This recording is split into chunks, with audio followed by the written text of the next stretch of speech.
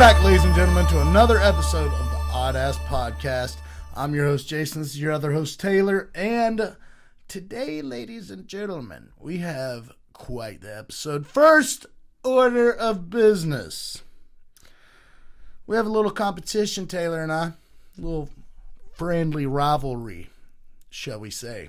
And I will just add that he's been spanking my ass during the entire rivalry. It happens. It does happen, per se. Metaphorically speaking, theoretically even, spanking ass. Not physically. Not physically at all. No. Not even in the slightest. No. But his wife might. His wife might do that. For real. And that's okay because marriage is a beautiful thing and they're allowed to do that because this is America. And Valentine's Day is in 2 days. That's right. It's going to be an American Valentine's Day. That's right. So, first order of business. You all know the drill. We do the competition. We make picks. Whoever makes, the more picks, we add them up. We tally them up. At the end of the year, somebody gets $12,000 cash money. Last year, it was me. And, Taylor paid up. And, it's starting to look on track to where maybe 12 big ones might be going to Taylor this year because Taylor has, in fact, passed me in the tally of picks. So, with that being said, I would like to bestow this distinguished honor, the Odd Pod tinfoil crown, to the one and only Taylor Dim Strings Dimming. Woo! Baby! That's what I'm fucking talking about right there. Fits so good. It's almost like it was made for my head. Wow. Another cup. I just want to say, couldn't have done this without my Savior Jesus Christ. I've been training my whole life for this moment. I always knew I would get tinfoil at some point in my life. I've been dreaming about it since I was a young lad. I'm super honored to get to share the picking stage with my buddy here, Willie Slopjar. He's a monster in the game. Everybody knows his name. They know him from his rants and his great picks. And he's been teaching me everything he knows for the past 33 episodes that we've had here. And so I'm just honored. I rest my case. Yeah. I was trying to find my speech. I had a speech prepared. I can't seem to find it, so that's pretty great timing. Yeah, no speech. I will say this. It's hard. It's hard to get to this level. This is an elite of the elite level of competition, strenuous hours, hard work, dedication, sacrifices, many sacrifices made to get to the top. And I would rather not lose to anybody else. I would rather not lose to you. But if I was going to lose to anybody, it'd be you. So, thank you, congratulations. Thank you, buddy. Appreciate that. Keep it warm for me because I'm coming back for it. Okay. I'm not even going to say you're not, but I'm going to say I'm going to give you a hell of a fight trying to get it back. Okay? That's fair. You gave one hell of a fight this past weekend. I'm really proud of that one, man. I got a lot of picks right. Yep. I did. He did. So, next order of business. Taylor, you know the drill. Let's run some recaps. Yeah, so we actually skipped last week, which was the first Fight Night card of the year. Correct. So we are going to go over first 325 because we haven't got a chance to talk about that. And we're going to talk about how cool those damn fights were. And then we are going to circle back. That's why I couldn't find the speech. I was looking in this week. All right. Yeah, I got you. We're going to circle back to the fight night from last week. We didn't make any picks, but we're still going to talk about how badass the fights were. Because why the fuck not? Yeah, why not? So we started with Jonathan McAuliffe versus Oban Elliott. By the way, it is McAuliffe. It is. I heard it with my ears. Yep. Jonathan McAuliffe went out there and did the damn thing. Now, there's a musician in my town here in Columbia, South Carolina. His name is Chris Reed. And if you live in Columbia, South Carolina, you know Chris Reed. Everybody knows him. He looks exactly like Jonathan McCaleb. And I made sure to make a video of Jonathan McCaleb winning and messaged Chris Reed and said, I'm really proud of you, bud. I didn't even know you trained. Yeah. But Jonathan McCaleb went out there. He subbed him in the second round, which is crazy because Oban Elliott is no chump, and he was putting it on his ass. Oh, dude, yeah. Oban definitely won the first round. Oh, yeah. I thought he was going to win, dude. I thought he was going to win, too. He was putting paws on Jonathan McCaleb. And it just seemed like Jonathan McCaleb found an opening, and he took advantage of that opening. He did. He took straight advantage of it. His name might be mentioned in some files that are out there. He took so much advantage of that opening. Could be right. Maybe it rhymes with smectine? Something like that? Uncomfortability. Anyway, Jonathan McCaleb, he won that shit. We're going to move on to Jacob Malkoun versus Torres Finney. Now that shocked us all. Bro, I thought Torres was going to get it done. Torres Finney, out of the Daniel Cormier camp, trains with Daniel Cormier. He trains under Daniel Cormier, so to speak. And don't get me wrong, Jacob Malkoun, we both knew that he was no chump going into this.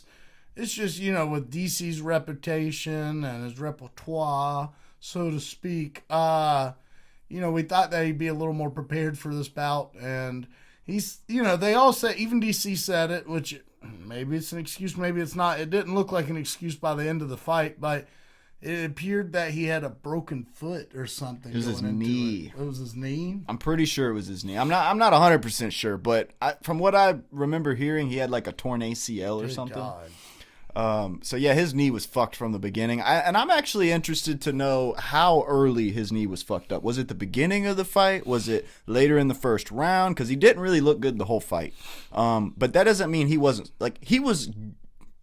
I thought he was 100% going to win this fight, but he clearly wasn't himself in there. If you'll see, he got 30-26 in the on one of the scorecards. Yeah. Two of the scorecards. Yeah. So, I mean, it looked real bad in there, man, but what can you do when your knee is just trashed? Well, they were saying that it happened before the fight. So, he went into it. He was compromised. Yeah. So, in my opinion, I still think Torres Finney would have won that fight. I just don't think he had any chance given the circumstances. Correct. And Jacob Malkoun's a monster. He is. Fair. He's a young gun. So, congratulations, Jacob. Up next, we had Cam Roston taking on Cody Brundage. I think we all I think we predicted this pretty good. You had Cody Brundage, but did I? You did, but it was because he's a Carolina boy. Oh, okay. And you wanted to support the boy. I'm gonna. And I felt bad about taking Cam Roston too, but after looking at Cam Roston's past and like his previous fights, I was pretty sure that he was going to get this one done. And sure enough, second round TKO. Sorry, Matt. Sidebar. Jelton Almeida got cut, but Cody Brundage didn't. Bro, I don't know where they make these rules, bro. I don't know what the guidelines are or who you got to piss off to get kicked out or what it is, man. But there's a lot of questionable people in the UFC still with Basharat and shit getting taken out and Jelton Almeida at number 6. Okay. Pretty interesting. We'll get back to that later. I was just wondering. Yeah, we'll get back to that later. Up next, we got Junior Tafa versus Billy Elikana. Now, this one was unanimous. We all knew Billy Elikana was going to go out there and get that thing done. Looked a little weary, didn't he? Did look a little weird. He wasn't as dominant as he's been. Junior Tafa was putting it on his ass, and for a second, I thought this was going to be Junior Tafa's big comeback here, but Billy Elikana put a quick stop to that. I think he just had too much respect for him because of the Tafa name. Yeah. And because they're both Samoan, and he just had a lot of respect for him.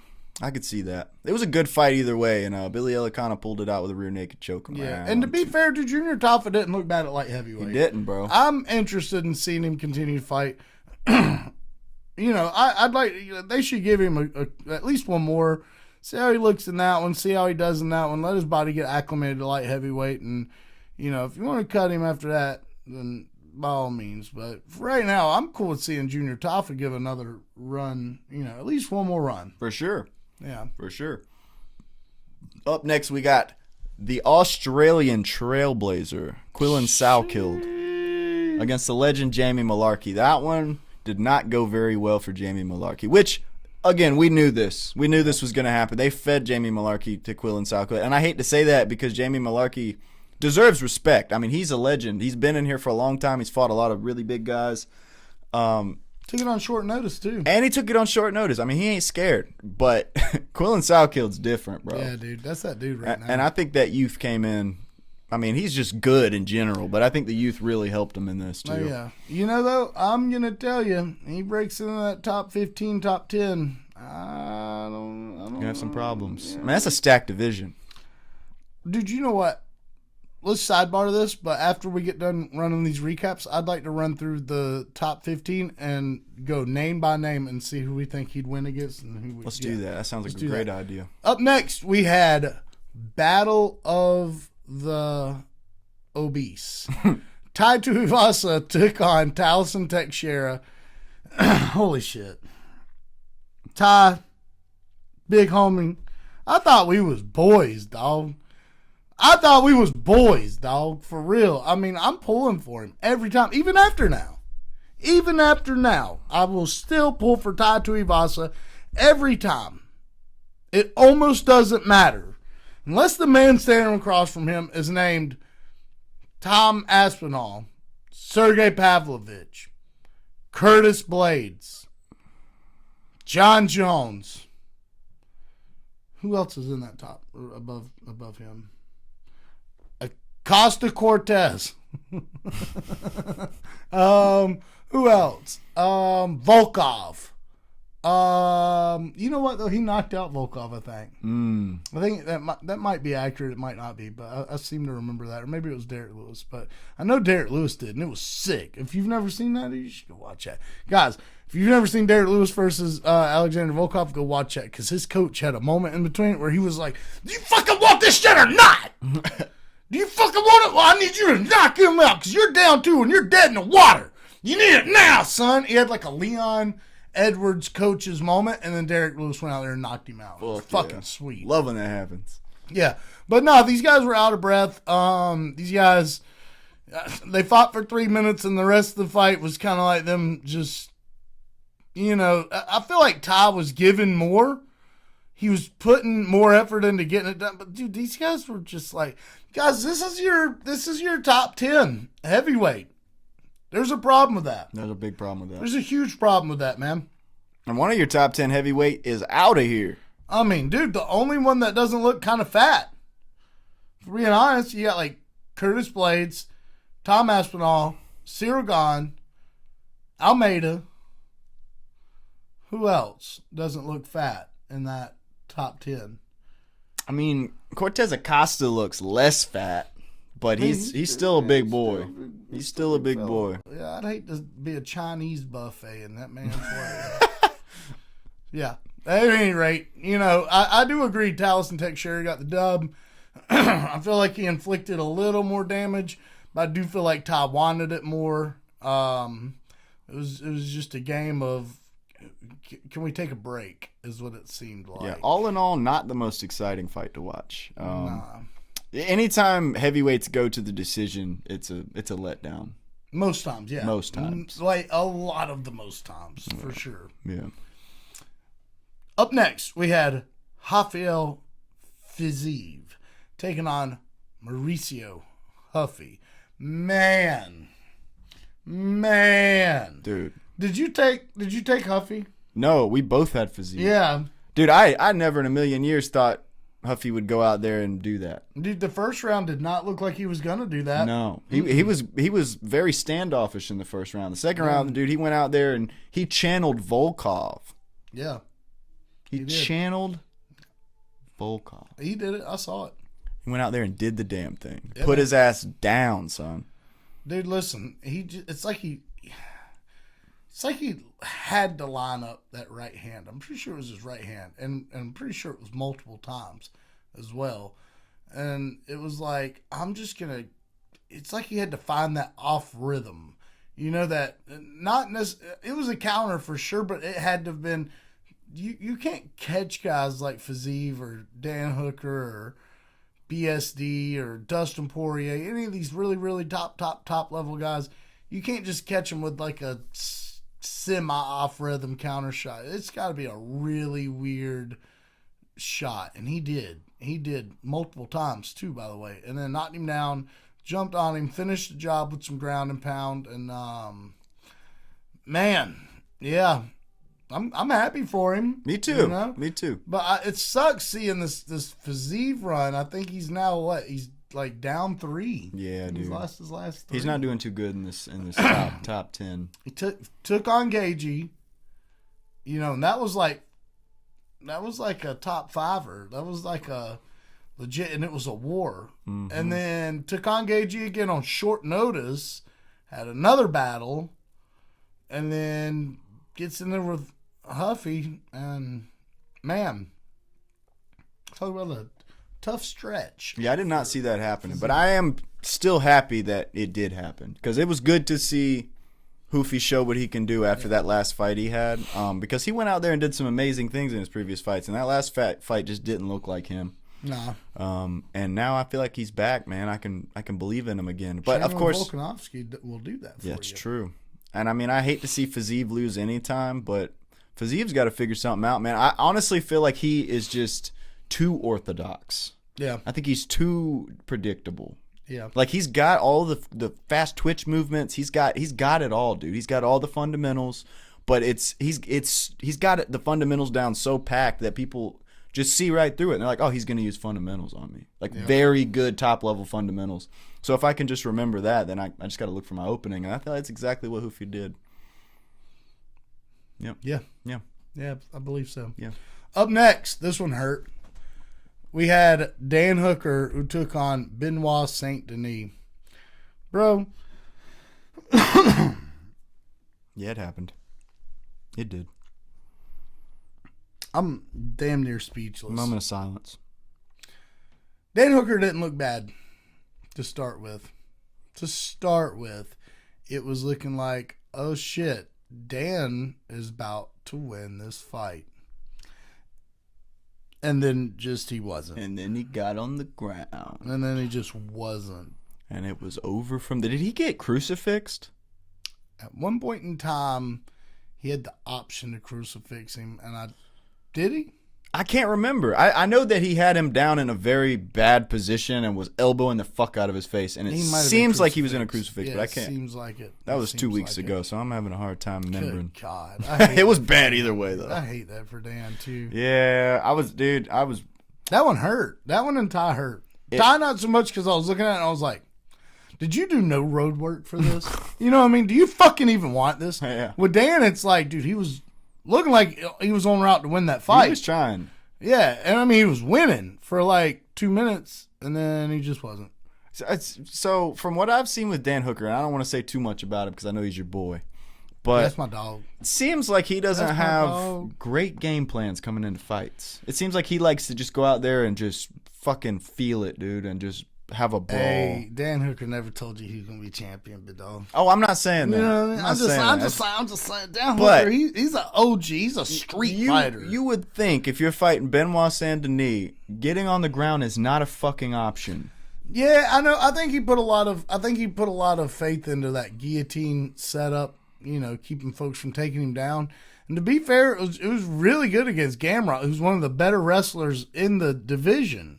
Especially now that Makhachev is gone. Makhachev, whatever you want to call him. You know, I feel like he had a lot of faith in that thing because he was like, dude, if this thing fins off Gamrot, nobody is going to stop me except for Armin. You know? He even tried it on Armin, dude. He really did. And for like 2 seconds, it was like, oh, dude, is that working? But then it wasn't. But, you know, it's expected with Armin. With BSD, bro? I don't know. You know what I'd like to see next? Fiziev versus Dan Hooker. Oh, yeah. Yeah, that's what I want to see next. I honestly think Dan Hooker takes that. Yeah. Because, again, like, I want to go for Fiziev every time. I love watching that dude fight. I love his attitude. I love his fighting style. But it goes back to what I just said. Dan Hooker is unorthodox as it gets. Yeah. I mean, he goes out there and he's not doing nothing fancy. He's just trying to maul you a little bit. Right. He's not doing nothing fancy. He's trying to fuck you up. Whereas Fiziev is going out there and doing exactly what he was taught. You know what I mean? It's like, I'm going to do exactly what I was taught. We have a game plan. And that works for some people, but I think with Dan Hooker, man, I'm not sure. Yeah. It works for Benoit. And we're talking about a guy that standing TKO'd Dustin Poirier, and he got saved by the bell. Yeah. Yeah. Man, it was a great fight either way, though. I loved watching I think he hit him after the bell, though, too, but that was a dog fight. Good God. Go check that one out, folks. Dustin Poirier versus Dan Hooker. Watch that one. That was a great COVID fight. Anyways, Dan lost. I didn't do any shoeys. I didn't get to scream at the television. If anything, I was sulking in silence all night until up next we got Alexander Volkanovski, who took on Diego Lopez, and this fight went just about the way I thought this was going to go, man. Yeah.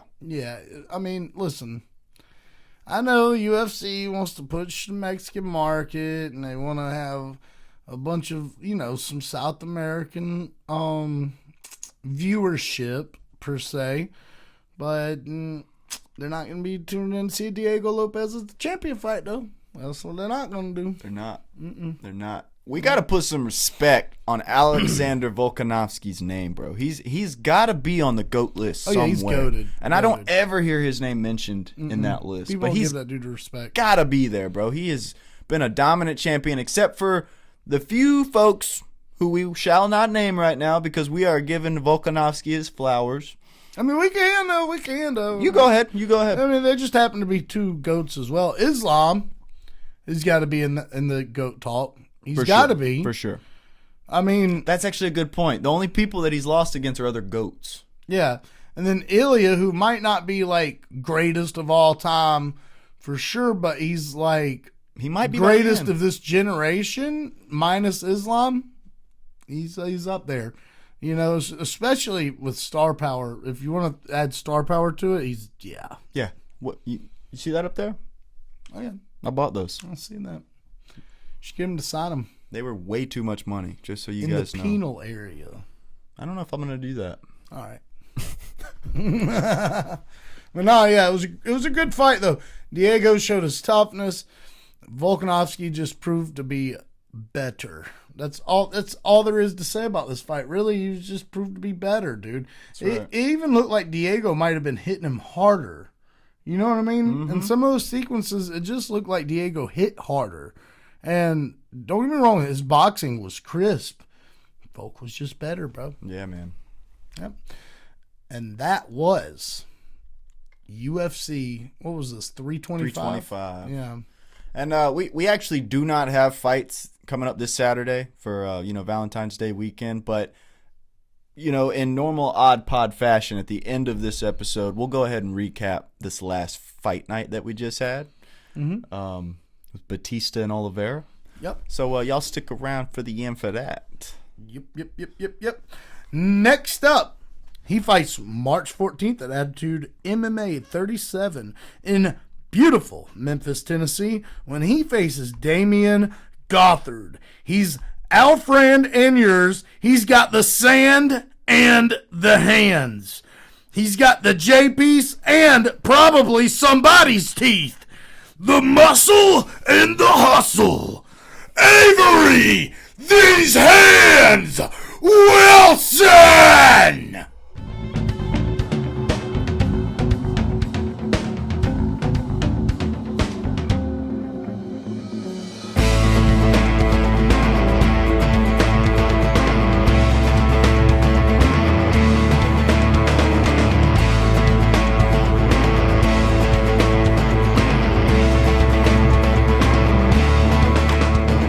What up? What is up? What's going on, Avery? Welcome back to the Oddass podcast. It's a pleasure to have you here. Welcome back from that awesome knockout. How are you doing, brother? I'm good. Y'all aren't getting any extra feedback, are you? Hell no. From just making sure. Good. The only feedback we getting was, holy shit, Avery, not that dude the hell out of me, dog. Only feedback we got, it, dog. That's it. Let's go. Put one up I told y'all. Yeah, you did. Bro, the head kick knockout was so clean too. And he went flying. What? Yeah. What? It was It was Ah, beautiful. sick. It was sick, big stiff. dog. He was stiff. Yeah, dude. It was sick, dude. Stiff as a board, brother.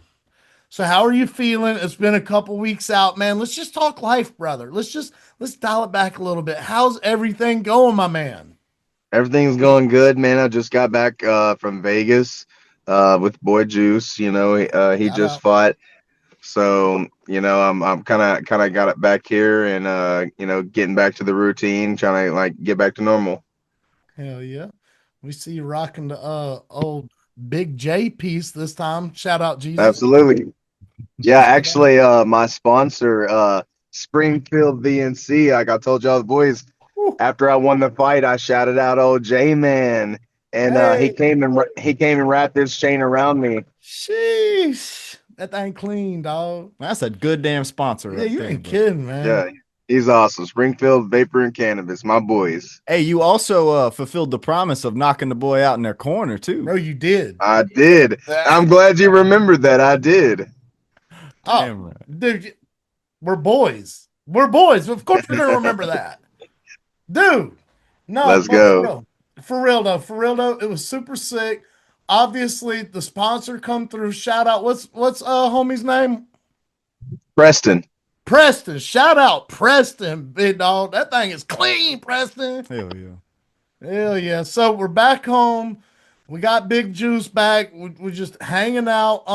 What's the family thinking? I know you got another fight coming up. Just walk us through kind of the next couple weeks for you, big man. Yeah, I'm just locking in. Obviously, we went to Vegas, got a little bit of relaxation, got to kick back a little bit for Juice's fight. Totally locked in, ready to get ready for the next fight. I mean, this one's a big one. I need another win, another good knockout, so I can head my way to the UFC. Yeah, dude. You know what's crazy is I don't think people realize you went toe to toe with Bear Hill, who's a Oh yeah. phenomenal striker, man. Oh, you And heard of people Bear need to Hill? do what, buddy? I said you heard of Bear Hill? Oh, I know Bear Hill pretty good. We're a Yeah. combat sports, like we love this shit, but also we know everybody from over here, everybody from over there. If you know them, we Yeah. probably know them, big dog. But that dude can throw bombs, dude. That dude Yeah, hits Bear like a Hill's a truck. beast, bro. Yeah, man. So people need to put what I'm trying to say is people need to put some respect on your name. That's what I'm trying to Put say. some respect. Yeah, put some respect on Bear Hill's name. That's the only dude that I ain't put down. You know? Yeah, that was a decision win, wasn't it? Yeah, Yep. decision. Yep. Yeah. Folks need to start looking at that and going, damn, that boy, Big A. Hey, don't want no smoke. You know what I mean? For Nah, real. big dog. So let's talk about this next guy. All right. This next dude, I think his name's Damien. Yep. How we gonna do this? You called it last time. You looked into the magic oracle there and just pulled it out like a rabbit out of a hat. What are we doing this Yeah. go round? This guy, he's gonna try to wrestle me. He's gonna try to take me down. He's probably gonna try to take me into the later rounds. I'm gonna look to knock him out, man. That's the only way to go. I mean, that's the only thing Dana's looking at is knockouts, man. If this guy wants to wrestle around, he's not gonna be trying to go to the UFC. Like we're trying to knock people out cold. Like we want to do it big for the crowd, and only viral knockouts around here, buddy. That's what I'm talking about, man. Damn right. Yeah, and Buddy's obviously a grappler, like you say. Man, I tell you what, a old Street Jesus performance would be pretty sweet, big dog. Put a little knee on that chin, big dog. I'm just saying. Yeah. Yeah. It's the only way I haven't knocked somebody out yet. Knees and elbows. They're next. Let's go. Let's get. Yeah, he tries to get you down. Goes for that double leg. You sprawl. Give him a little. You know what I mean? Little 12-6 on the old taster. Yeah, no, but for real though, that's cool, man. That's cool, man. So what? All right, you've been a busy individual, man. Let's. I want to know what you do to relax, big dog. What does Avery Wilson do when he wants to relax? When I want to relax, man, I just I chill. I go to Springville Vapor and Cannabis. That's right. See, yeah. Yeah, I mean, Man, that's right. it's a cool chill spot, man. After training, go up there and just hang out, shoot some pool with the boys, and kind of kick back and relax. I love taking trips, man. I love going to Miami. Vegas was an awesome after fight trip. I'm a traveler, so Let's anything go. I can get my hands in that's fun, I'm in there. There you go. What's your favorite part of Miami? Brickell, Brickell. downtown. Let's go. Let's go. You're talking to a man that's never been to Miami. I wouldn't know these. Oh, hey, man, then we're let's go then. After this Yeah, next fight, man, let's go. You're in for a treat. dude, we might have to do that. We were just talking. We'll talk off air. I can't release any information. I can't release any information. This is classified information, bit all. But we're gonna Classified. get with This you is after the pod. classified. We're gonna get with you after the Yeah, pod. Talk about a little secret, a little something, something, a little something light. yeah. So anyways, man, so we go down, we go see Big Dog and we get the big plug. Do you play video games or anything like that? I play Apex. Let's go. Let's go. You Yeah, any Apex good? Legends. Oh, dude, I'm really good. So you get sweaty. I'm sweaty. Yeah, I'm Yeah. thirsty. That's what the kids say nowadays. You Yeah, know? they do. They say sweaty. I'm dropping hot. Yeah. Dropping hot as hell. That's what's up. That's what's up. What's your favorite gun in Apex? Probably the R99 or the R301. I usually run the Spitfire and the R301. Okay. That's my loadout.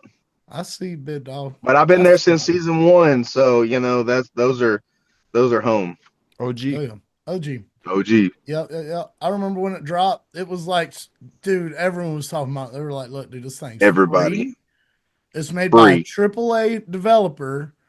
It's gonna be battle royale style game. It's gonna be the shit." And at the time, battle royale was everything. Was just getting started. Yeah. Yeah, everyone was trying their hand at it, man, and just almost nobody could do it. It's crazy to see Apex still up there at the big dogs, man, because I'm going to For tell sure. you, Warzone's trash, in my opinion.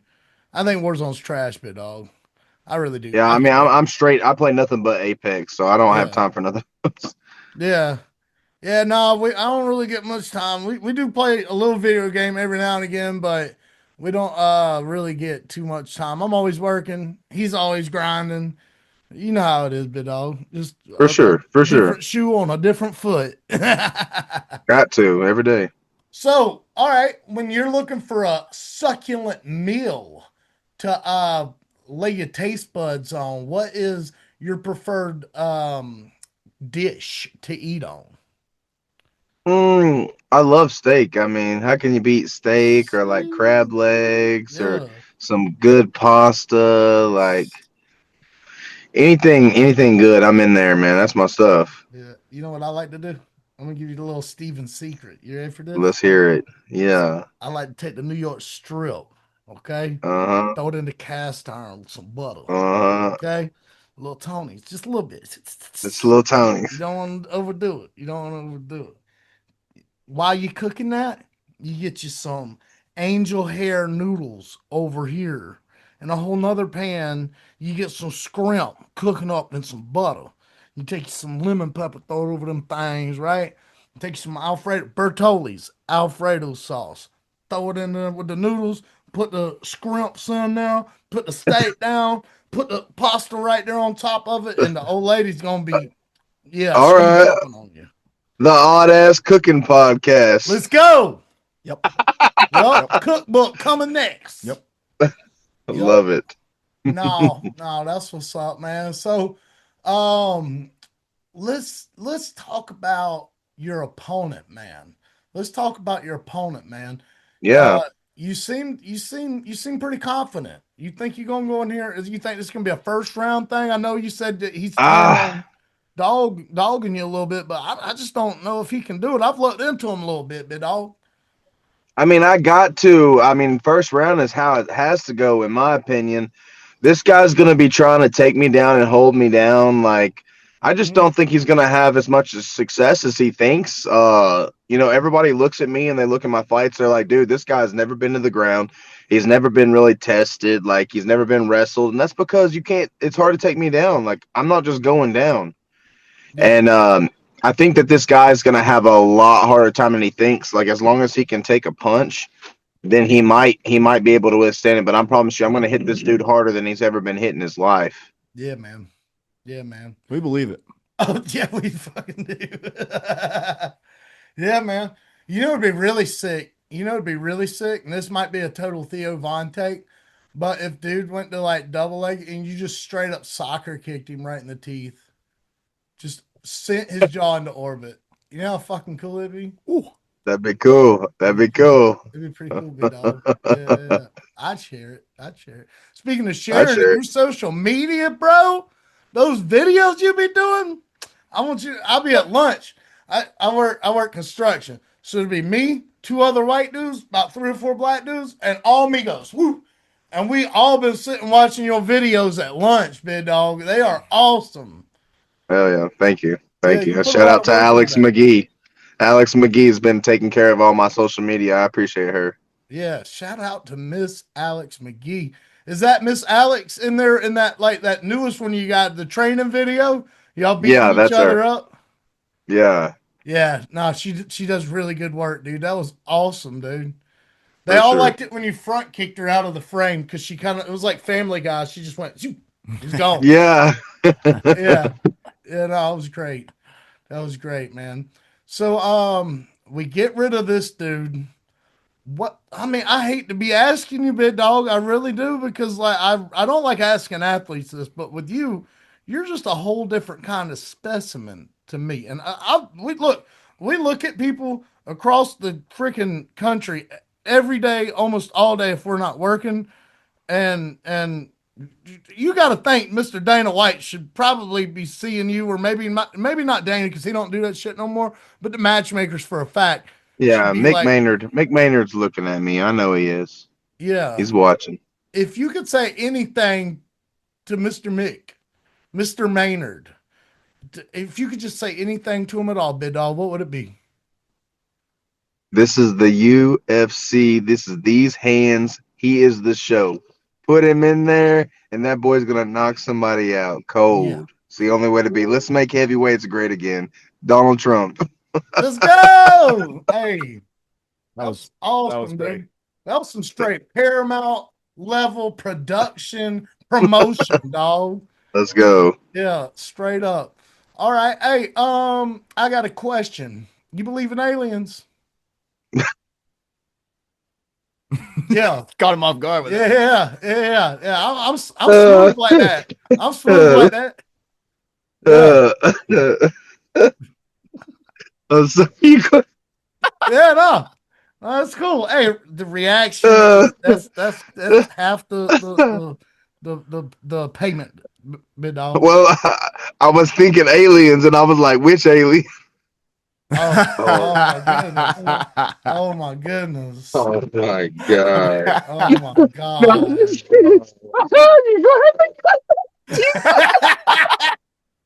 Oh. Oh shit. No. I mean, it, oh yeah, there's some aliens out there. I'm sure there's some crazy people, at least at the very minimum. Hey, I'm just saying, dude. Look, you ain't never looked up and seen some shit and been like, I bet there's some bitches on that fucking shit, right? You know what I mean? Some alien freaks. You Hey, know what you I mean? doing, shawty? Taylor got hold on, big dog.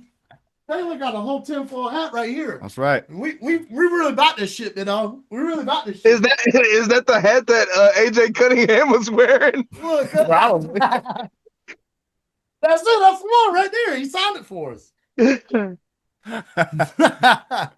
No, man. I was trying to segue into something really cool, like I don't know, man. We just been seeing this shit all in like congressional hearings and stuff. I just wanted to hear your take on it, man. Your little opinion. You know what I mean? I don't know. I mean, Jesus could be an alien. You know, he's an extraterrestrial. You know, being. You know, who knows? I mean, I'm not gonna put limitations on people. You know, Yeah. you be whatever you want to be, as long as That's you be right. the best. Hey, all I got to say is that listen, they might not want to come to America right now because aliens ain't the hottest topic in the country right now. Nope. Hey, I'll fight an alien. I'll fight one. You know, I was about to ask you. I was about to ask you about it, but I mean, you run the fade with an alien for real? For real. I'll What if put the he's glasses on, be like, hey, men in hey black. hey? Yep. You gonna forget all this shit, big homie?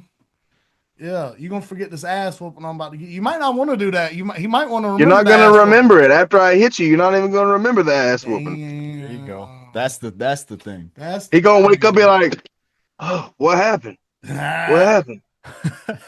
On God, on God, on the dead homies in them. He'd be like, damn, I need a Newport after that shit. Yeah, yeah. He might need a poke. He might need him a poke.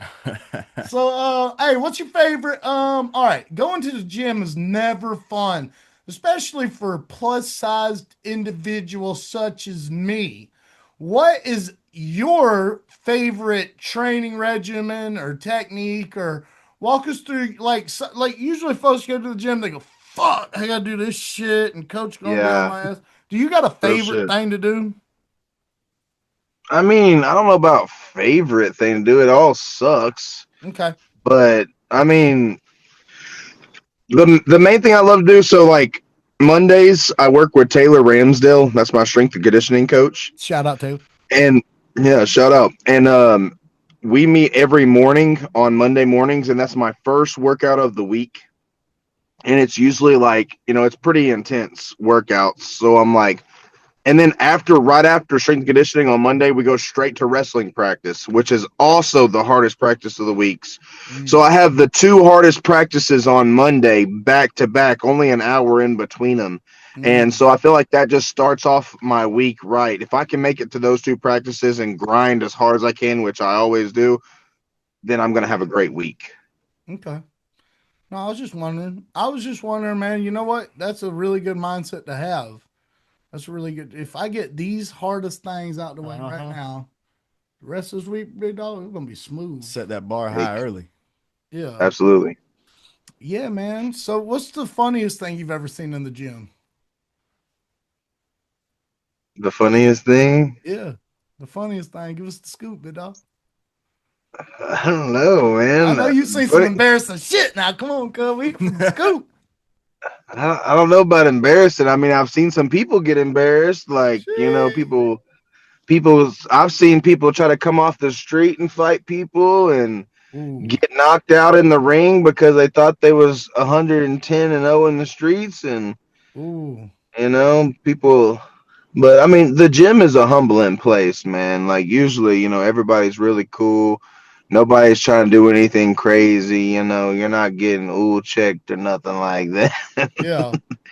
Yeah. It's pretty chill. I can't even think of one time I've thought of something where I was like, busting out laughing or anything, to be Yeah. honest. You want to know something crazy? That's kind of how I got into mixed martial arts in general. Is not that I went to a gym and was like, "Hey, I'm a bad motherfucker. I'll beat your ass." It was nothing like that. But there was a scrawny ass little skinny kid, and he looked like a little dork. I don't want to put him on blast. He's in the army now, and I don't know if they got that man on steroids or something. But he's big as hell now. But I almost said his name. I ain't gonna say his name. He was a purple belt in jujitsu though, and he was like, we were talking about it, and I had watched. Man, I can't even remember what the fight was, but I watched it. I was like, why is bro just letting him hold him up against the cage and shit? And he was like, nah, it's a lot harder than that, dude. I could do that to you. And I was like, no, you really couldn't though, because you little boy. And he was like, nah, I'll do it right now. And I was like, well, do it. And then he did a little more than that, dude. He single legged me and like hip tossed me and kind of put me in a Darce choke. And I wanted to punch him in the mouth. I ain't gonna lie, bro. I straight up on the set. He's like, I'm done with jujitsu. Yeah, on the set, I wanted to punch him right in the nose, dude. But I didn't. And he became a lifelong friend of mine, and we trained for a few years together. And I ended up going to the gym he was training at, and it was really fun and humbling. It was very humbling. But yeah, I was kind of halfway that guy at one point in time, dude. I never saw that though. You always see YouTube videos of that. So you've seen that shit though. Yeah, absolutely. Absolutely. For 100%. Shit. Did they I walk mean, away? I don't, Like oh, they walked away. So like it kind of works like this, you know, people walk in all cocky and you're like, hey, nice to meet you. Go ahead and sign this waiver. Oh yeah, you want oh to shit. step against somebody? Go ahead. Yeah. Oh, that guy. Yeah, he's fun. Yeah, hit him as hard as you want. Oh fuck, dude. This does not sound good. Does not No, sound definitely good. not. Especially when Uh, they try to fuck around and you know, think they're better than professional fighters and stuff. Like that's like when I go to gyms. Like obviously, I'm not gonna go step up against Roy Nelson or people crazy. You know, like you've got to be respectful and you got to be humble oh yeah. against people. You know what I mean? Yeah. Yeah, for a fact, dude. For a fact. Uh I'll tell you another funny one. Well, it's not really funny so much as it is just mean. But I kind of got him back. I ain't gonna lie, but I don't even think I've ever told you this. I did a stint in West Virginia and visited a mixed martial arts gym. I won't put him on blast like that. I won't put him on blast like that. But I walked in there and just was good, trying to go to boxing classes. That's it. I wasn't even trying to be a fighter. It was just to kind of try and stay in shape and stuff like that. Now Yeah. you can't tell it no more because I don't got the gut on me, but I used to be kind of in shape a little bit though. And yeah, the first dude they put me in there with turned out to be like a three-time rough and rowdy champion, and they all thought Oh it was my gonna be gosh. funny. And he beat the living shit out of me, and I punched him right in the dick. I did. I punched him square in his dick, big dog. I did. He beat me, dude, for like they got this little thing. It's like a minute long. They got like rounds you do, and Yeah. dude, he beat the shit out of me for like four of those. And I come out in the fifth one bleeding out of my nose, and it was going down my throat, and I couldn't halfway breathe because every time I took a breath, I was breathing in blood. And I was like, bro, I'm just here to lose some weight, cuz I ain't here to, I mean, no, I'm not trying to do all this shit, dog. And and yeah, dude, I went to the body a couple times and he was uppercutting me, and I was like, dude, I can't hit him in the head. So next time I went to the body, I just went extra low and I punched him square in the dick on purpose, dog. And I did not go back That's to the gym. Yep. that's crazy. No, I've never had that happen before. No, but you I've should had try it. people always try to hurt me like like they try to think you're not as good as you are and they'll try to like go hard on you and stuff. Like that's Mm, always what people do. mm. Some testosterone. You should try punching him in the dick one time. Yeah, Yeah, for real. for sure. I might It try that one works. time. It does That's what work. isn't that what happened to Aspinall, but except he got poked in the eyes He and got not the poked in the dick. eyeballs. Yeah, he was trying to punch him in the dick. He didn't. Yeah. Yeah. That is what happened to Aspinall. That is what happened to Aspinall. He acted like he was trying to rip his testicles out, but instead like removed his corneas. Yeah. Yeah. Yeah. That's what happened. That's what happened. So when you get to knocking this dude out, because I already know what's gonna happen. When you get to knocking this dude out and you get on that mic, what's the first thing you're gonna say? My boy, shout out Jesus. Shout out Jesus Jesus Christ. JC on the set, big dog. Yeah. That's what's up. That's on gang and them. Till I die, man. Till I die. It's the Yeah, J man. that's right. That's right. Big homie. Always looking out. Can't help it but to Yeah. look out. Yeah. That's his job. You know what I mean? Like he got a job like the rest of them. That's his job, you know. Can't do it without him. Hey, let me tell you something, man. The next time you come on here, I was actually gonna surprise you this time, but you in a car, so it ain't gonna work. Next time we're gonna need you to do this in like an open environment because I want to have a dance off with you, big dog. Okay. Yeah, on Bet. everything I love. I'm Because coming these too. hands showing off the dance moves. Yeah, yeah. We gotta Okay. find These some. hands. We gotta find some non-copyright illicit music to play, and then we gotta have a dance off. Two We rounds. could dance off to these hands for all I care. Hey, I don't give a shit. I don't give a shit. We do it. We do it when you want to, but all you time and place like cowboy. Let's I don't go. want to fight you. I don't want to fight you. I just want to dance against you. You know what I mean? Well, if you beat me in a dance off, you have to fight me. I look. All right, all right. I'll put on some boxing gloves and some sparring equipment, about 18 pillows under my clothes, and then we could probably set something up. Bet. All right, but listen. Thank you so much for coming on, brother. It's always a pleasure.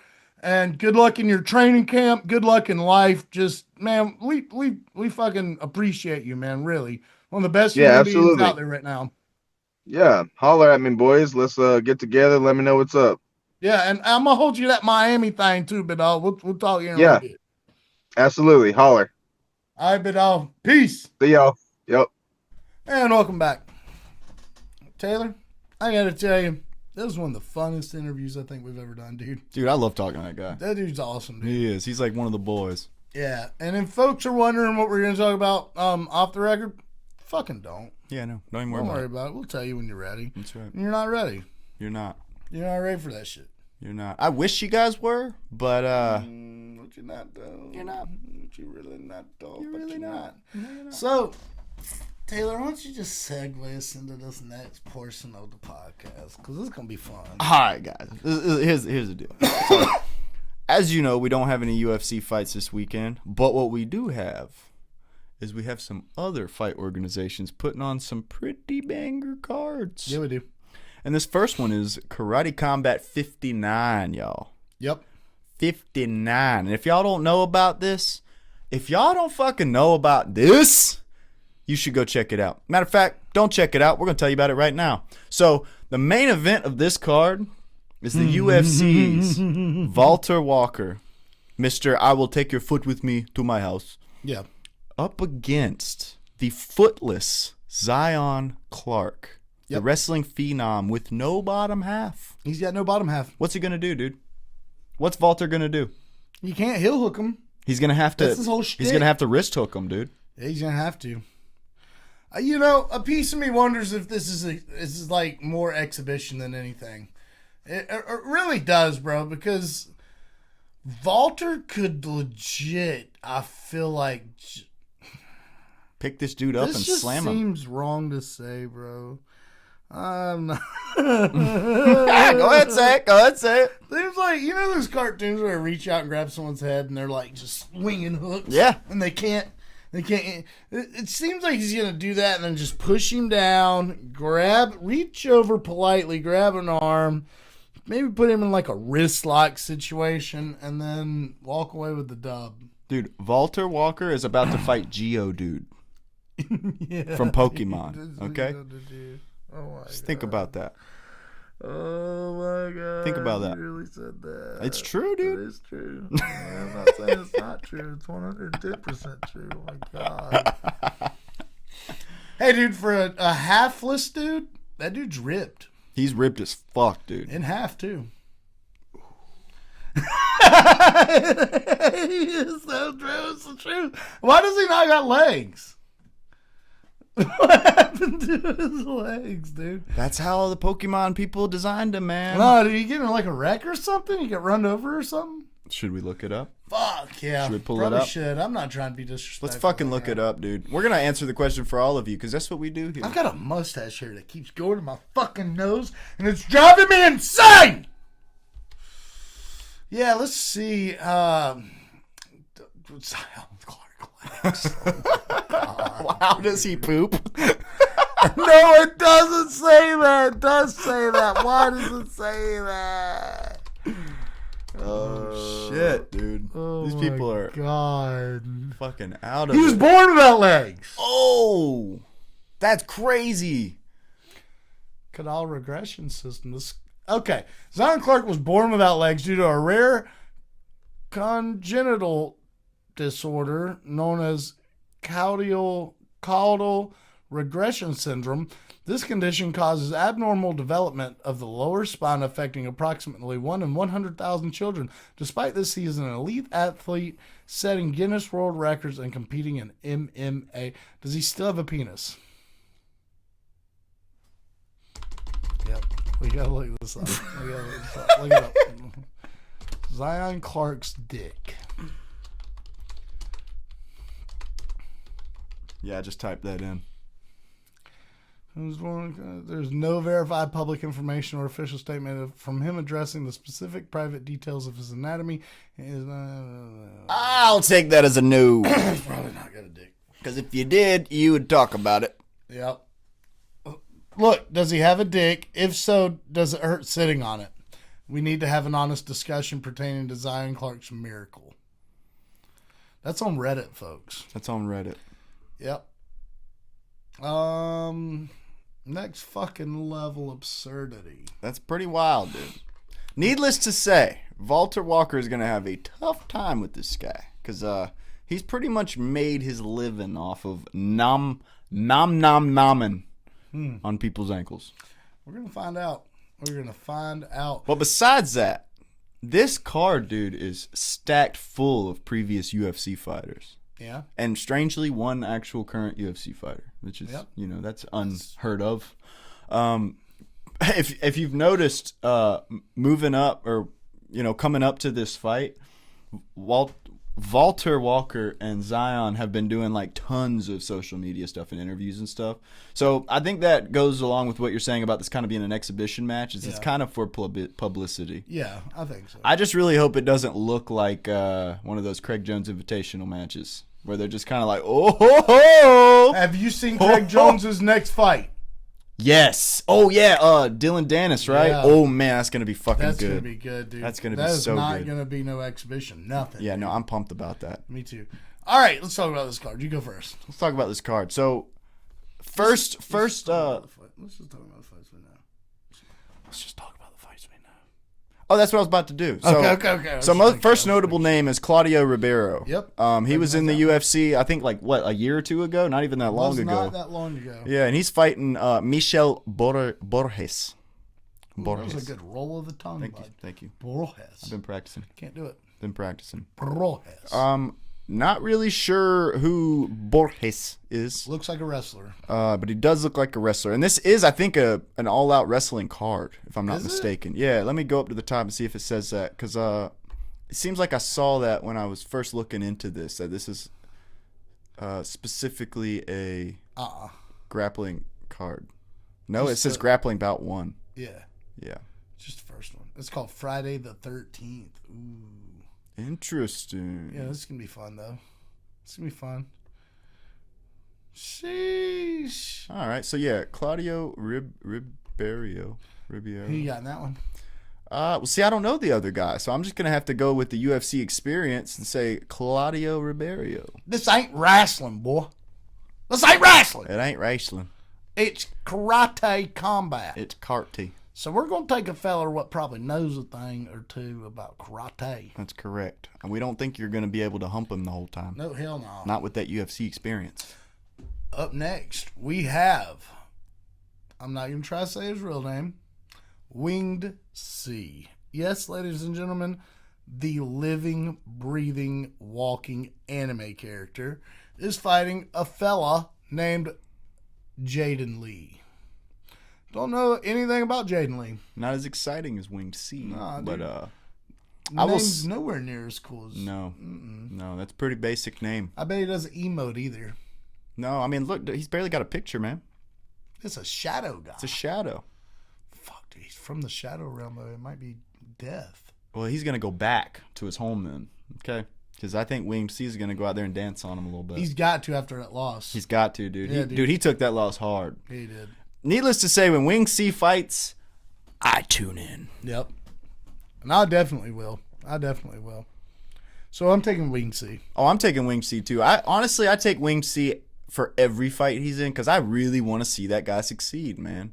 Yeah. Like I like that dude. I like his style. I like how he's a fun guy, you know? And he makes watching fights exciting. Up next, we have Uriah Hall versus Jaden Enad. Enid. I don't know. I was just trying to sound smart. Yeah, give me Uriah Hall all day, baby. Yeah, dude. Uriah Hall has found a home for himself at Karate Combat. I mean, he hurt his last guy bad, bud. Yeah. The last guy he fought, he really put a number on him. So give me Uriah Hall. Damn right. Yep. Up next, we also have, I'm going to fuck this up, something fierce. Shazib. I think that's it. Shazib Rind taking on Diego Brandao. Diego Brandao used to fight in the UFC way I knew back I remembered in the day. that name. Yeah. And to be fair, though, I haven't seen anything of this guy since. Yeah. I haven't, dude. And people are going to be like, oh, man, you didn't see him. Oh, he was, I don't know where the fuck. Obviously, I just said I haven't seen him, but they're going to be like, oh, man, you haven't seen him fighting for fucking World Series of Fighting, you dumbass. You're a casual, fuck, bro. dude. I don't fucking know this dude anymore. You're a casual Brandao fan, bro. But Shazai, he looks pretty ripped. Yeah. Yeah. I think I'll take him. You don't see many fighters from Pakistan either. So when they come out of there, they got to be fucking serious. Yeah, dude, that's a mean place, too. Yeah, he's probably a real mean dude. Yeah, he's probably He really looks nice. Dude, with a name like that, bro, he'd cut you with his name. Yeah, That's a fuck sharp yeah. ass name. That's a right sharp there. name, bro. You know what I'm saying? And then we have Walter Walker taking on Zion Clark. Who are you taking in that? Well, I mean, you got to take the dude who's not halved, right? Yeah. But I mean, honestly, though, it'd be more exciting to see Zion You know what's win. crazy? That says pro. Mm-hmm. It would say exhibition if that was an exhibition. That's true. It would. That's wild. So what is this, a pro grappling match? Yeah. So here's another thing. Walter Walker, it says he's from Moscow. I saw that. I was like, what the fuck? That's weird. Very weird. And he's got a Brazilian flag next to it. Maybe Moscow's a country and Moscow's a city within a country inside of Brazil. It might be. I don't know why the fuck they did that. Me but either. They might have done it, man. They get down different in Brazil. Yeah, dude.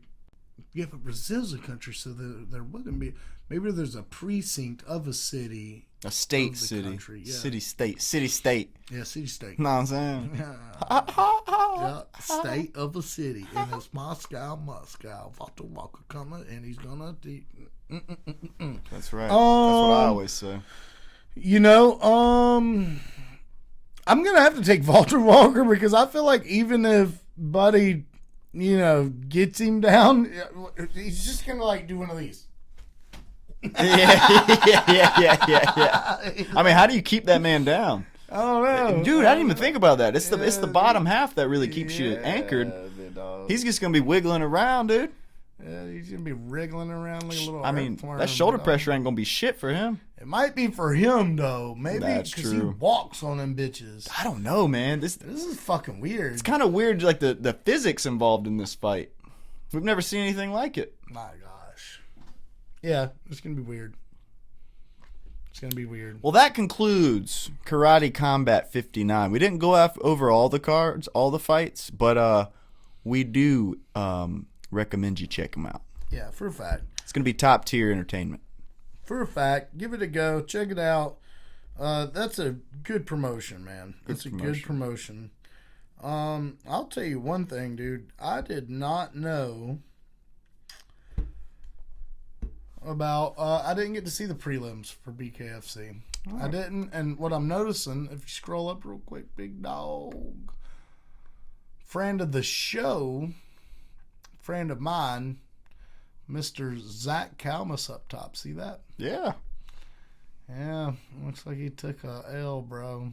Yeah, he didn't Didn't win. He took it to decision. But Homeboy extended his streak, Lex Ludlow. That's a pretty fucking cool name.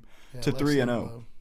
That is a cool name. That's a badass name. Dude, imagine if your band name was that, Lex Ludlow. It is. Yeah, it should I just decided right now. That's a cool name. Let's talk to Lex. Let's talk to Lex. Let's talk to Lex next. Let's talk to, yeah. I like that. Yep. I like that. All right, Knucklemania. 6. Boy, howdy. Was this a great card? We did have another friend of the show. He took a L on this one, man. Brandon Meyer. We love you, big dog. We love you. I don't want to fuck up this dude's name. Zedekiah Montanez. Thank you. No problem. Thank you. Yeah, he KO'd Brandon. He KO'd Brandon. It was a dude. Listen, Brandon gave it hell though. For those of you that didn't tune in, I mean, dude, that was a fight for a minute, and it happens. He'll be back.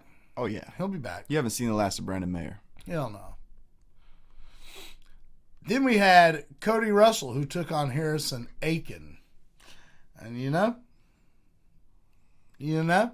let me tell you something. Old boy fucked him up. Old boy fucked on him a little bit. And then he's like standing TKO'd him. You know why I think that is? Why? It's the muscle distribution. Yeah. You see that? Mm-hmm. Dude who lost his muscle distribution? All titties. Yep. It's all in his titties. All in the tits. But what's that dude not have, Cody Russell? Tits? A neck. Oh. Or He tits. doesn't have tits He doesn't have tits It's either. kind of like just a chest It's a plate. good point. He doesn't have tits I either. bet bruh got hella ribs. Yeah, but he concentrated all that muscle up to his neck and probably other places. Like his ribs. Yeah, and his shoulders. Because he did have hella ribs. I And remember that. and it helped him. It helped him beat Yeah. Mr. Harrison Aiken in a devastating TKO fashion. Yep. If you know, If you know. You know. Then we had Pat Sullivan, who took on Felony Charles Bennett. Pat Sullivan was talking a lot of shit. Mad the last shit. fight, this fight. And to be fair, he came out there winging them, dude. Bro's not scared of a fight. He came out there winging them. He was even tagging Charles up, big dog. But, I mean, bro just is another one of these weird counter-punching types of dudes who fights with his hand down. And when he finds that mark, he puts it on you. You know? Oh yeah, Like a heat-seeking missile. for sure. Charles Bennett doesn't have the best record, but man, am I a fan. Oh, yeah, he's just a fucking savage. That dude's awesome, man. I love his attitude. He's funny. There's something primal about that guy Yeah. that none of us have anymore. That's true. And he's still got it. That's true. He's You kind of know? a wild man. Dude, I mean, I'm trying to find a way of saying this without sounding crazy, but I kind of wish they had like a professional street fight league. That'd be sick. Because I bet bro would be, the king of that shit. Mm-hmm. Yeah. For sure. Up next, we have Mike Richmond taking on Joe Elmore. And, dude, this was a good one, dude. This was a real gritty, hard-nosed fight. Mike took the dub, but both guys came in there with the intent to kill each other. And, I mean, the fist size of Mike, they were talking about that a lot because it more than doubled Joe Elmore's. Jesus. Yeah. How's that possible? I don't know. Dude, that's crazy. Yeah. So, all right, just you guys can't see this, but Mike Richmond has a 35-centimeter fist size to Joe Elmore's 13-centimeter fist size. That is insane, dude. You know what they say, but Baby hands. I was going to say the bigger the wrist, the bigger the riz. Oh, I thought you were going to say watch. But that too. And hand tattoos. He's probably got hand tattoos. But I like that. It's pretty slick. Riz them up. Yeah, he rizzes them up, dude. And not with the tism, with the fist size. Yeah. Yeah. Up next, we had a women bantamweight fight where Jade Mason Wong took on Crystal Pittman. Dude, I got to tell you, I'm just going to say it. Dude, Crystal Pittman didn't look like she belonged in there. She didn't. Hot takes. Jade Mason Wong came in there on a mission and just... Dude, I thought Crystal Pittman's breasts were going to pop out. The entire fight, I was just waiting on like a straight right, like a cross to come down the wrong way, hit a tit, pop it out, and then like, whatever children in the crowd would have been like, damn. I think a lot of people tuned in for that. Yeah, probably. But Crystal Pittman walked away from that not looking the same. Ooh. Yeah. While Jade walked away from that looking like she just took a Sunday morning brisk walk. Well, her eye was a little bit swollen right there, so maybe she got stung by a little bumblebee or something. On her picnic. Yeah. A little picnic. Yep, walking the dog. Just frolicking in the prairie. She kind of walked Crystal Pittman. Damn. Yeah. Up next we had Patrick Brady, who retired. We'll talk about that in a minute. Who took on Bear Hill, guy we were talking with Avery about. That's right. Dude, this was this was kind of crazy because Shane Gillis walked out Patrick Brady, and it was awesome. Then the interview, they did like a cage side interview, and you could tell like Shane was out of his element. They were like, "So what do you think about this?" And he was like, "It's big. There's a lot of people here. It's fucking crazy." And like was very vague, and they were like trying to get it out of him, and you could just tell he was just like, I think they might have paid him to do that. Yeah, probably. Yeah. Probably. Also, at the end of the fight, all right, this went to a decision. It started to look like Tai Tuivasa versus Taliesin Teixeira a little bit at the very end of the fight, where both guys were just so out of breath. But the difference is that these guys kept fucking throwing. They kept throwing. They looked like they were going to die from lack of oxygen to the brain. And they were still, it might not have been 10 shots. It might not have even been a three punch combo. But they were still throwing punches. They were still trying to get the other man out of there. And for that reason, I think is why they got the fight of the night bonus. After which, it's crazy. Patrick Brady retired on the mic. He retires. And right after Dave Feldman, president of BKFC, just gave the speech about we're doubling your pay. We're giving you a bonus. It's going to be awesome. You guys deserve it. Everyone give it up for these guys. And Patrick Brady, dude, Dave's right here and the camera's right here. And he's kind of getting both of them. And he's like, "Hey, thanks, Dave, but I'm giving all of it to charity." And Dave was just like, "What?" Dude, you could see it. His whole face changed. He was like, "I'm not fucking giving you that then, dude. You're just going to give it away." It was hilarious. But that was my take from the fight, was David Feldman's face at the end of that. That is actually hilarious. Yeah, it was. We're going to try and get Bear Hill on, by the way, ladies and gentlemen. We're trying to talk to that dude a little bit. Hell yeah. Up next, we had Ben Bonner, who took on Tony Loco Soto. Man, Tony's been gone for a while. He's been fighting on regional scene boxing, professional boxing stages, and been winning. He's been winning real good. He didn't even look bad, dude. People were giving him shit. He didn't look bad, dude. He didn't. He really didn't. Old boy just happened to be a little sharper.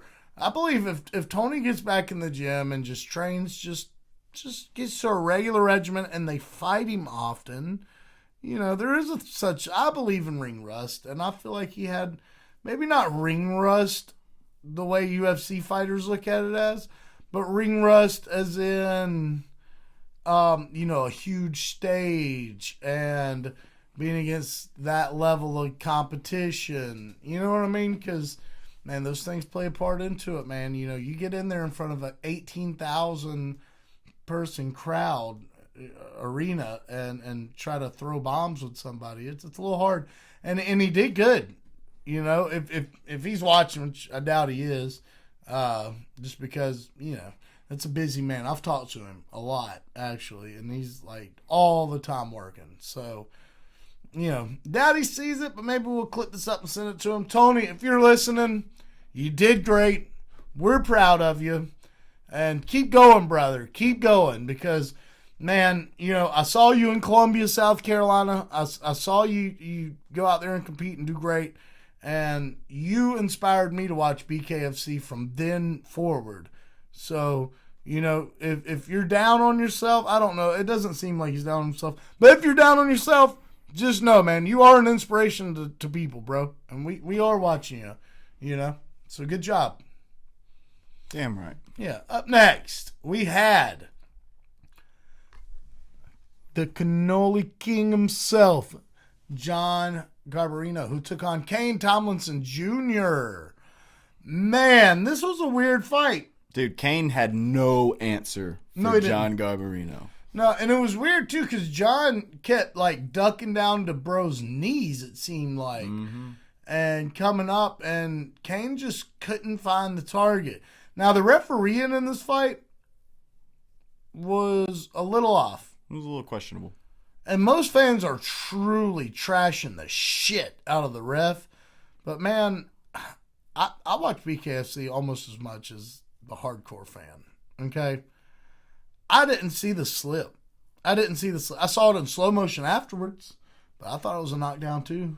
You know, I thought it was a knockdown. I'd have counted that down. Hey, big dog.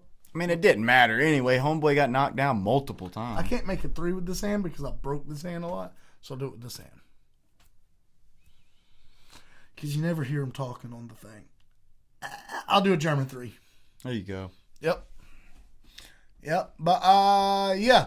So John Garbarino had a TKO in round 5, and it was sick. It was sick. I enjoyed the fight. People didn't enjoy the fight. Oh, I enjoyed the hell out of it. Everything you wanted. Drama. Awesome striking. Dude, it was a fight, dude. Dude, some BKFC fans are weird. I'll fucking say it. Some UFC fans are weird. Some boxing fans are weird. But, you know, some BKFC fans are fucking weird, dude. They're like, oh, I mean, the technique, blah, blah, blah. Look, bro, I get there's a technique to bare knuckle boxing, but it's still a fight. It's not called bare knuckle. It's called bare knuckle fighting championships. That's what it's called. It's not who can be the crisper fucking boxer. It's who can beat the fucking the dog shit out of the next guy. And that's what it is. It's not, you're not getting Terrence Crawford in bare knuckle fighting championship. You're just fucking not going to. Okay? And I think you guys should lay off John a little bit. John worked his fucking ass off, and he got the dub in spectacular fashion. And it's got y'all talking about it, which is only going to boost his profile higher and higher. So you're doing the opposite of what you fucking want, unless you're one of those guys that are mad at the ref, which, like, get used to it. Mistakes happen. The guy made a mistake. And if you're sick and tired of him continuing making mistakes, guess what? Write the fucking commission. Dave Feldman can't fucking do nothing about it. Stop bitching. Stop bitching. Up next, we have Lorenzo, the Juggernaut Hunt. Took on Dave Mundell. Dave Mundell. Bro, let me tell you my thing. Let me give you my take. So Lorenzo obviously knocked out Dave Mundell. All right. And this is going to be tough for BKFCers, by the way. Lorenzo Hunt is an animal. He's a savage. He's a brutal. He's a maniac. He's a warrior. He's a, what are some other goods? A juggernaut. Yeah, he's a juggernaut. That's what he is. He's a juggernaut. Dave Mundell is a champion. You know, he's a great fighter. But he's also a lot smaller than Lorenzo. Let's just cut to the chase here. 3 inches shorter. I feel like, can we go to Lorenzo's record? Is that a thing we can do here? Maybe. Let's see. Because I feel like he might only be winning to smaller guys. Yeah, like Mick Terrell, big dude. Lost to him. He lost to... Wait a minute, can you scroll up a little bit, please, sir? Hold on. Okay, you got the win dub. Yeah, Mick Terrell. All right, my bad. I saw that wrong. Who else did he lose to? Of course he beat old man Joe Riggs. Why would they even do that fight? It's a great question. And then he lost to Trujillo. I don't know who that is. But my point is like, you know, he's really good at fighting little dudes, and he's really good at fighting dudes his size. But like everyone online is just talking like this guy could beat everyone, like he could beat Ben Rothwell. I just don't see it. I really don't. He's great for the promotion, and he's a great fighter. Marauder of sorts. But, you know, I just, you know, I didn't like seeing that. I'd rather see Mundell fight someone like a Mike Perry or somebody in his weight division, dude. I hate seeing tiny guys. Like, it's not that he's tiny. He's a big dude. But Hunt was just so much bigger than him that it didn't make a shit. Even when Mundell was landing, it was like it didn't matter. It didn't look like any effect happened at all. Yeah, it didn't look fair in there, honestly. It did not look fair. No. I was kind of scared for him a little bit. Yeah. And I mean, it didn't end well. It did not end well. So, we have more recapping. Taylor, why don't you run us through this a little bit? All right, y'all. We got another recap here from last weekend. This is UFC Fight Night. Bautista versus Oliveira. Yep. We did not make picks on this fight, so we are just kind of going over and talking about each fight, that we want to talk about. Where would you like to start, bud? Let's just walk up through it. Okay, so the Segula versus Cachoeira fight, that was crazy in a way. Like I would have picked Segula, or however, Claudia. I would have picked her, even though I kind of have a stance where typically I pick the more masculine looking woman in the fight. Call it what you want. That's what I do. Okay? They look tougher, they look meaner, they look aggressive, they look more like a fighter. So, but I was glad Claudia got it done, and that's about all I got to say about that fight. What about you? Claudia looked real good out there. I didn't really know that she was that good. I thought Cachoeira was going to go out there and inch out a decision by, just hitting her harder. I'd have had one right there, big dog. Write it down. It counts. You started by saying. No, but Claudia looked real good out there. She won that very decisively, and I'll be tuning into her next fight because she was throwing. Absolutely. There was a lot of punches thrown in that fight from her. 100%. I wonder if they got any kind of little bonus or something. Oh, I doubt it. I doubt it too, but maybe just like a little. It'd be nice. If I was the match, I mean, like, you know what, big dog? Honestly, dude, maybe you got it. I don't mean this against women at all, women fighters, but maybe the women should get a little bit of incentive like that, to put on more of a war. Because honestly, in men, it's in our DNA. Yeah, we correct. want it to be a war. Correct. Which for them, I feel like they're a little more technical. And I'm not trying to us and them, you guys, or anything. I'm not trying to other. No, I am. But you guys fight more of a technical battle, and it's more of a sport when you guys fight. Whereas when the dudes get in there, it's a fucking war to death. Yeah, typically. Okay, so that's just the big thing I've noticed. So maybe a little incentive wouldn't be so bad. Yeah. For the women's. By the way, I'm not saying that like there's not any women out there that roast me. Like I'm not saying that. Oh no. At all. I'm just saying exactly what Taylor said. Yeah, just from a fan's perspective. That's I am trying to us and them you. Yeah. Up next, we got Gafarov, who took on Jacob Viklash. Yeah, dude, I'd have picked Jacob, but that little Av at the end of Burrow's name, I'd have been a little wary. I was nervous about this one for Viklash because I'm a little high on Viklash right now, dude. His last two fights have been awesome. He's been winning in crazy cool fashions. But yeah, like you said, that Gafarov, I thought he was going to go out there and fucking mangle his ass. And, he was doing pretty good against him. But then Viklash got that fucking guillotine on his ass, dude. And that shit was like white on rice, my man. He was squeezing like a son of a bitch. Like as soon as he got that shit, you knew it was over. I think Jacob came from KSW, didn't he? Oh, I'm not sure. I think so. And I think maybe championship? Maybe the championship. I wouldn't doubt it. Dude, he's champion quality for sure. He's good as fuck. Yeah, be watching him. Up next, Wayne Kong took on Eduardo Mora. There's not a lot to talk about in this fight. Wayne Kong looked great. Wow, one judge gave it 30-27, and I did not think so. I thought it was 29-28 across the board. Anyways, hey, one thing that you want to know something? One thing that is cool, that we'll get some cool promotional pictures from this, because she was wearing red. And by the end of it, she was covered in red from Eduardo's blood. That's right. And as cool as that sounds, that fight wasn't really great. It was good. Wayne Kong is definitely a great fighter. She should be fighting ranked competition now. I don't want to see her fighting anybody else. It's fucking not ranked. I want to see her fight number 15. Let's start there. Well, let me push back on that. First, you got to fucking make weight. Oh, shit, make weight. They both missed weight by, I think, 6 pounds. Wow. Yeah, both. It was almost like they had an agreement, because how do you both end up 6 pounds off? That's a very specific number, So that was interesting. That is interesting. But I agree, dude. She looked really good out there, but that weight missing shit ain't going to fly, homie. Hell no. Get it the fuck together. Get it together. Up next, we have Javid Basharat, who took on Gianni Vasquez. What do you got to say about this one, bud?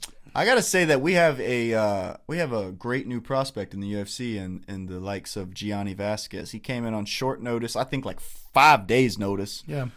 We excused his weight miss because of that. And he went out there and put on a hell of a show against Javid Basharat. So much so that the boys at UFC were like, "Get him the fuck out of here.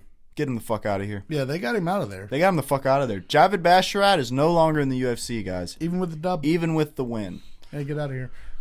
So, but Cody Brundage is still here. But Cody Brundage is still just, kicking, chilling, Yep. just fighting sometimes. I just want to throw that in there real quick. So I'm glad you did. Up next we had... No, let's not even talk about that. Let's go on.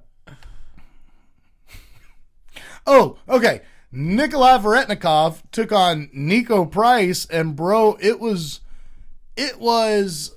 Dude, I hated seeing that. I love these old heads that get in there and throw down, especially when they take any fight. They don't give a shit. Young, my age, monster, subpar. They don't give a fuck. Nico Price is that guy. He doesn't give a shit who you are. If you've got 2 legs and 2 arms, he'll fight you, bro. So, sorry, Zion. I was gonna, yeah, but good. That was a good one. That was a really good one, though. That was a really good one. I was going to say, but Walter doesn't give a fuck. Stole your tag. Sorry, yeah. bud. Sorry, bud. This next 2 fights are kind of, I kind of feel the same, only Veretnikov, dude, he looked huge. And Nico isn't a massive, he's not massive, but he's like what you'd call a welterweight. That dude's a welterweight. You know what I mean? Mm-hmm. He's not, oh God, he's huge. But dude, Veretnikov, he looked big as fuck, dude. Like Michael Morales big. He's a fucking biggie, dude. Yeah. Matter of fact, I kind of want to see that fight. I know Morales is number 3 or whatever, but I kind of want to see Veretnikov versus Michael Morales now. That'd be pretty sick. I think Michael Morales get that shit done. But be a fun fight. Be a fun fight. Yeah, me too. Oh, yeah, knocked Nico Price out. Nico was not happy with the stoppage, and then he was. But as you will, though, in a why don't you rethink that, bud? Unconscious state of mind. It'd actually be funny if somebody contests the stoppage, oh, okay, keep it going. Right. They're like, oh, never mind. I was just psych. I was playing. No, you're right. Up next, we have Alex Morono, who took on Daniil Danchenko. And folks, Daniil just... Listen, it was a good fight. They cut Alex Morono, who's a dog. He's a legend. He's been in forever. And you still have Cody Brundage. Alex put up a hell of a fight. At one point in time, in between rounds, I had to pee. So I went and urinated and came back, and I thought Alex was about to win the fight. But look, Daniil beat up his legs, he beat up his body, he beat up his head. I mean, he beat him up. That's what happened. He beat him up. But dude, Alex is such a dog, he just took that shit and was like, all right, bitch, and tried to get him too. And I just don't see the point in cutting him, dude. I don't see the point in cutting him. That one hurts, man. I love watching Alex Morono fight. It's like, man, I hope Alex Morono goes on and does something really cool, like T-Ferg or something. Me too. I really do. Maybe a karate Dude, he'd be good in karate combat. I was about to say. Yeah, maybe something like that. Well, Daniil Danchenko is a fucking monster, though, dude. He's young. He's hungry. He's Ukrainian. He just won the Ultimate Fighter. Daniil versus Nikolai. Oh, yeah, dude. That'd be sick. Kazakhstan versus Ukraine. That'd be nasty. I'm taking Daniil. Yeah. Dude, I'm high on Daniil, bro. I think Daniil's going to go far. He definitely showed more technical ability, while Nikolai definitely showed more power. I mean, there was the one thing I took away from the Ultimate Fighter is Daniil made these dudes look like they shouldn't have been there. And they should have been there. But Daniil is that much better, dude. And he seemed like a teenager compared to all them. He's all like, hey, what's up, guys? And just being all cool and everything. And these guys are taking it so seriously. And he just fucks them up, dude. Yep. It was wild. We will talk about this one. Up next, guys, our friend and yours, Julius Walker, took on Dustin Jacoby. And to be fair, I gave him the first round. Yeah, me too. I thought Dustin did a little more damage, But as far as control and the amount of shots and the selection of shots, I thought Julius, won that first round and was on track to win that fight. And Dustin Jacoby just said, no, sir. Turned it around. He just said, no, sir. Well, regardless, we're real proud of our buddy Julius Walker. Yeah. He showed great heart out there, and he fought very well. Dustin Jacoby's just a vet. He's a legend. He's a master kickboxer. I mean, what can I say? Dustin Jacoby is the fucking man. And it was just unfortunate that he became his last-minute replacement. I mean, pretty much. There's no really preparing for in that amount of time for someone like Dustin Jacoby. And plus, dude wasn't even getting ready for a kickboxer. Remember, we were talking. He was like, "It's one of those ovs." Remember, it's a ov. So fuck. Yeah. Rematch. Yeah. But hey, props to Julius for taking that fight because he knew what he was getting himself into. He used to train with Dustin Jacoby. Yeah, dude, they have a pretty intimate knowledge of each other. Yeah. And he knew what he was getting himself into, and he fucking walked right up to it and took it like a man. So that's right. So props to Julius for that, and also props to Dustin for a great fight. Yeah, thank you. Up next, we had Gene Matsumoto, who took on Farid Basharat. The last remaining Basharat. Yep, still undefeated. But could get cut, even if he's undefeated, because he also got a decision. John Matsumoto's a monster, dude. Yeah.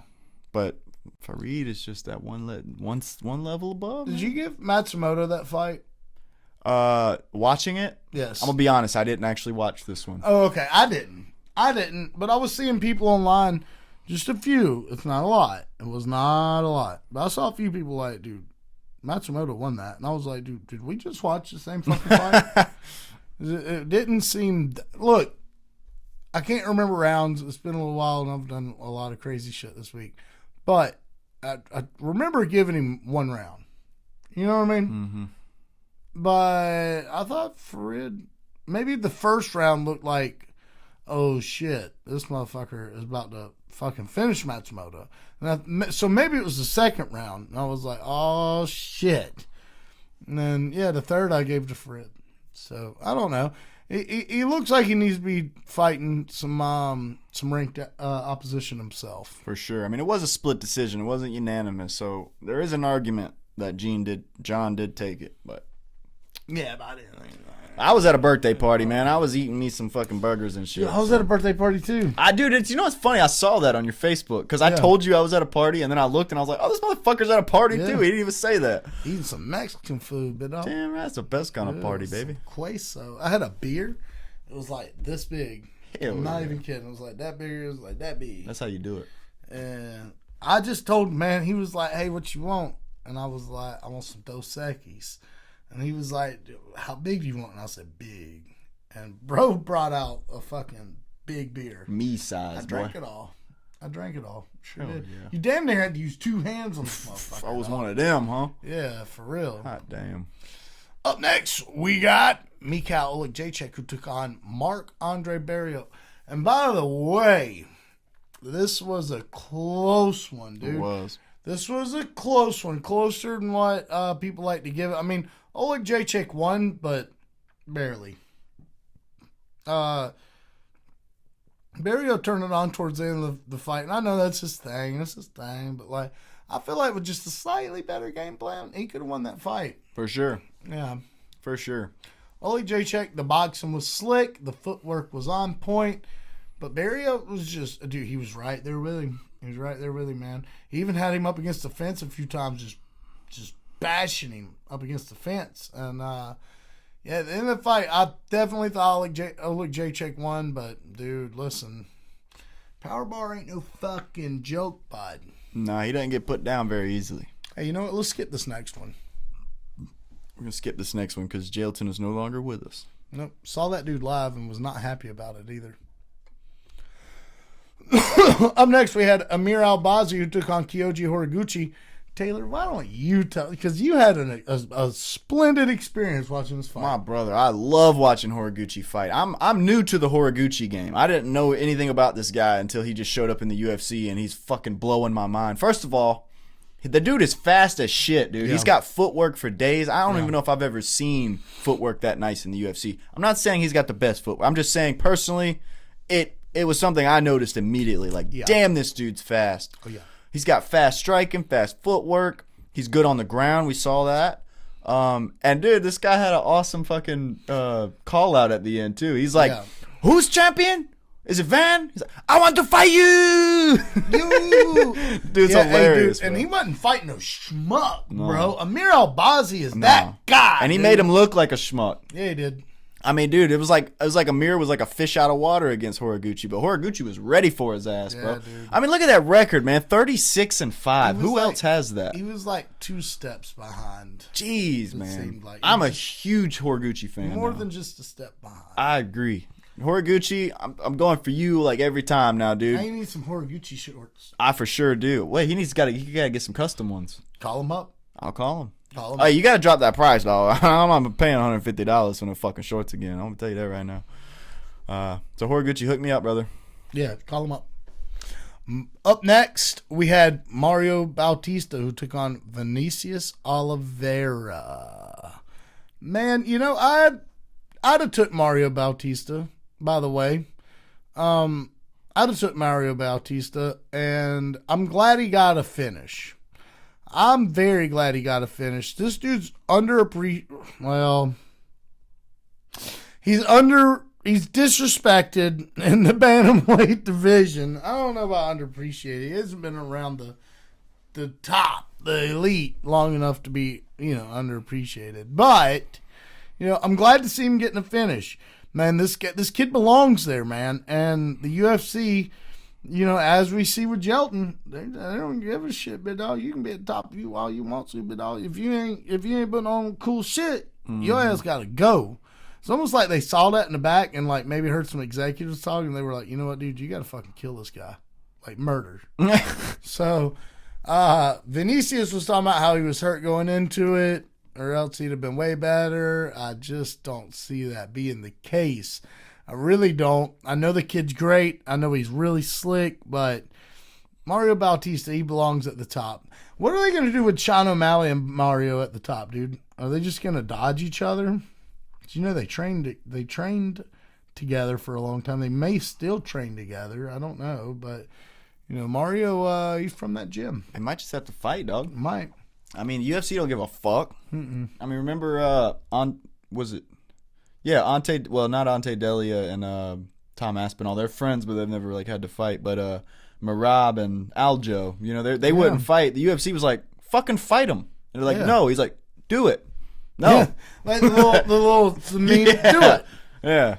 That's exactly right. They don't give a fuck, dude. They don't care who you want to fight and don't want to fight. You say yes or no, and then that'll depend on if you have a job or not after that. That's right. Vinicius did not look like himself for sure. Yeah. So I'm not saying he didn't have an injury, but what I am going to say is injury or not, bro, I think Mario had your fucking number, homie. Yeah, but I think he had you on the ground. Sheesh. And he had a game plan. That's the thing. It's like Vinicius, injured or not, I don't really think he's a game plan kind of guy. I think he goes in there and keeps his hands low and tries to surprise you with a... and Mario wasn't taking that shit. He saw that and was like, I got something for his bitch ass. How would you fight with your hands down against Mario Bautista? Well, that's how you lose in the second round. Even MVP starts. He might not finish it once he feels himself. He's back to it. But he even starts with a lower stance. And maybe his hands are down, but his forearms are like kind of up. Mm-hmm. You know what I mean? And he's doing his little but his forearms are up so he can get some hooks.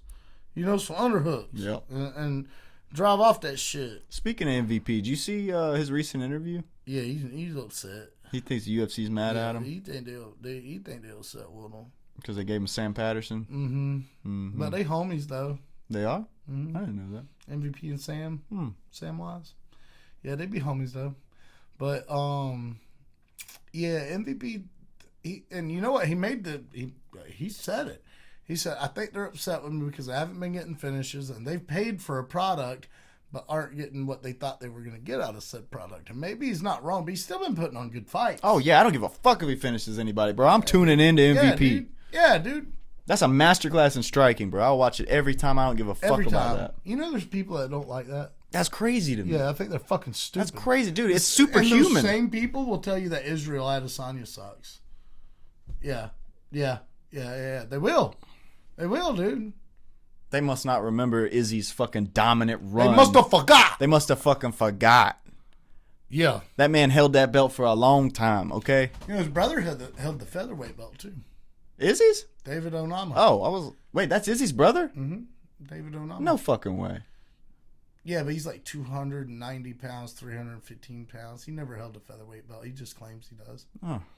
Yeah. Didn't he get beat in his last fight? Who? David Onama. Oh, that's not a real fighter. David Onama? Mm-mm. There might be an Onama out there. There is an Onama. He just fought. Yeah, but I'm just saying David Onama. I think his name is actually David Onama, too. I think you're tripping, dog. Hold on. What is Israel Adesanya? Are you talking about Blood Diamond? Brother, no, sir. Oh, it's David Adesanya, not David Onama. David Onama. That would make a lot more Fuck, sense. we should cut this out, but we're probably not going to. Motherfucker. David Adesanya. That was the featherweight champ, though. He really was, though. Interesting. What was he the champ of? Blackamoto. I haven't even heard of that. Mm-mm. He wasn't the champ. He just says he was. Yeah, and he calls himself Blackamoto, like Brett Okamoto. Okamoto. Brett Blackamoto. Yep. That's pretty slick. Yeah, it is. I like that. Yeah, I like cool. that. They're cool. If I could smoke weed with anyone in the world right now, probably be Izzy and his brother David. Hell yeah. And I do mean that there's like a lot of really cool people you can smoke weed with, but I feel like Izzy and David and maybe, you know who I wouldn't smoke weed with? Sean O'Malley. Really? Wouldn't. Why? I just feel like he'd be very... I don't know. I feel like he'd be more like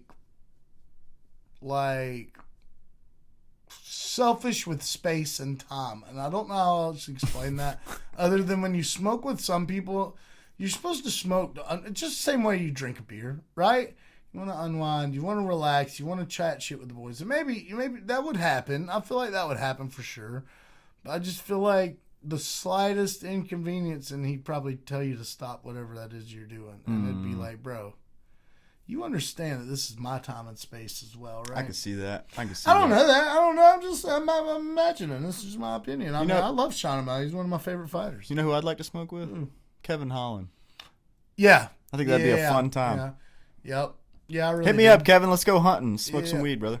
Yeah, I'd be down for that. Or maybe fishing or something. I know he hunts. That's why I said that. Yeah. Yeah. And he rides horses. I just got the chills. You didn't see it, though. I didn't see it. Nah, but you will later. Okay. All right. I'll be checking it out, dude. Real quick before we get up out of here, can we bring up the rankings and go to lightweight, please? Yes, sir. I really want to see this. UFC lightweight rankings. Boom, shakalaka. Yep, boom. And then lightweight. Boom.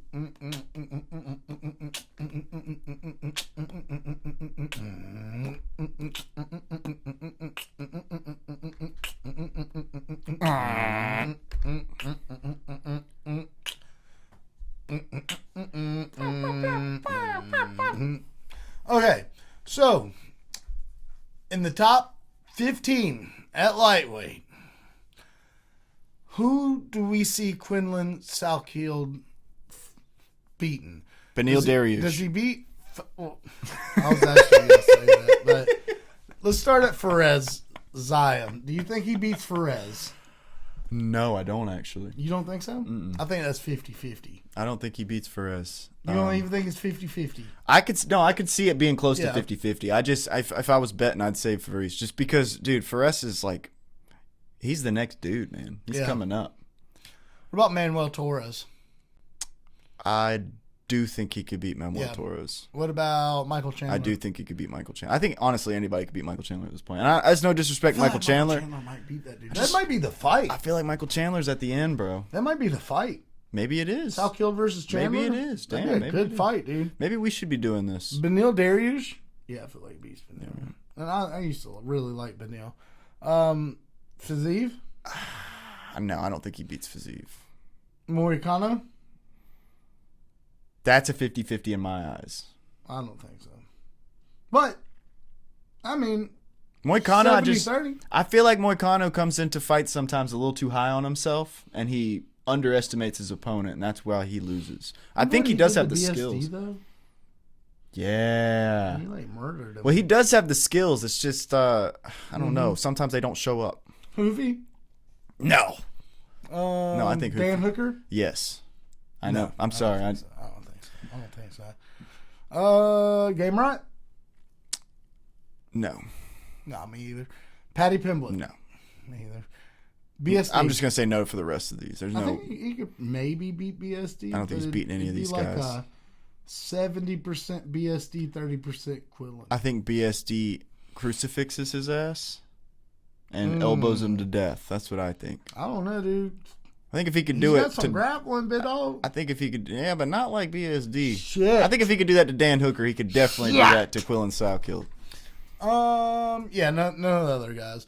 Charles, for anybody that wants to know, Max Holloway, Charles Oliveira, Armin Sarukian, Justin Gagey, Ilya Topuria. I don't think he's beaten any. Now, of with those that guys being right now. with that being said, that's just right now. Yeah. He is just Very beginning his ascension through the rankings. I mean, he's not even in the rankings yet, but he will be 100%. Correct. In my mind.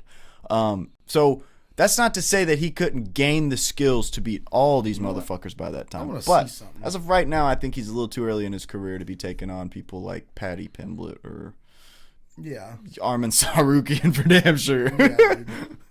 I want to see where he's at in the world lightweight rankings. Boom, boom, boom. Boom, boom, boom, boom, boom, boom, boom, boom, boom, boom, boom, boom. Boom boom boom boom boom boom boom boom boom boom boom boom boom boom boom boom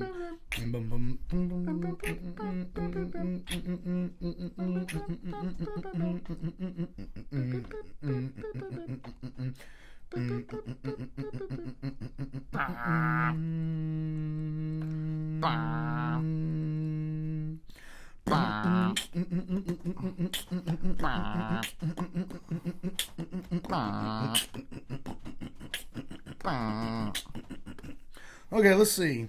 I was about to start freestyle. Fazeev is no longer ranked. Neither is Dan Hooker. Ooh. Yeah.